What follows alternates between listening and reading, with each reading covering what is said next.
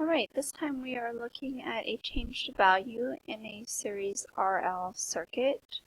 You'll see coming up on the screen a arrow through L1 indicating that it is a variable inductor, and we are going to change its value from 36 millihenries to 44 millihenries.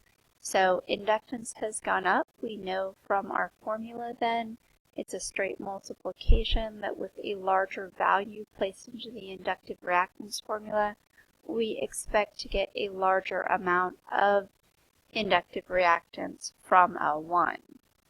Now, if we look at the total inductive reactance, it was 10.93 K, and we would expect with the increase of L1 that we would get a larger ohmic value total for our two inductors, and it is indeed bigger at 12.44 K ohms.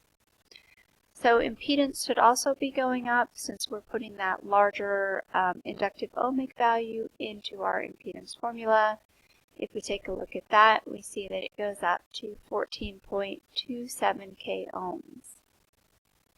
Now that we know that the circuit's ohmic value has increased, we are expecting the circuit's current to decrease. So if we take a look at that, it was 1.54 milliamps, and now it is 1.4 milliamps.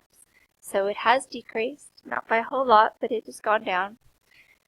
When we look at our ohmic values, we are expecting both R1 and L2 to follow total current because neither of their ohmic values changed. So we would expect both of those to go down. But L1, because its ohmic value went up, we are expecting to follow its ohmic value and go up. So let's take a look at those numbers. ER was 10.78 volts. Now it is 9.8 volts. It did indeed follow current and go down. EL1, which is the one we are expecting to go up, was 10.44 volts. And now it is 11.61 volts, so it is higher. EL2, we are expecting to go down. It will follow total current since the ohmic value didn't change.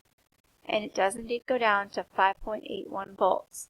I put those back into my voltage formula, and I find that with my new values, I have 20 volts. So remember, that's a good double check for you.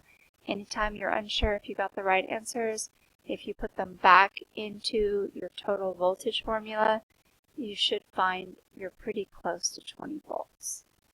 Alright, and that's the quick, easy changed value in a series circuit. You will notice as we go through these videos, so many of the concepts that we learned back when we were doing just series resistive circuits and parallel resistive circuits are the same theory that we are encountering in series RL circuits and then series RC and parallel RL and RC. Okay, next we are going to look at just the arrows. So we're going to take all the numbers out and we're going to just use theory to figure out what's going on in our circuit.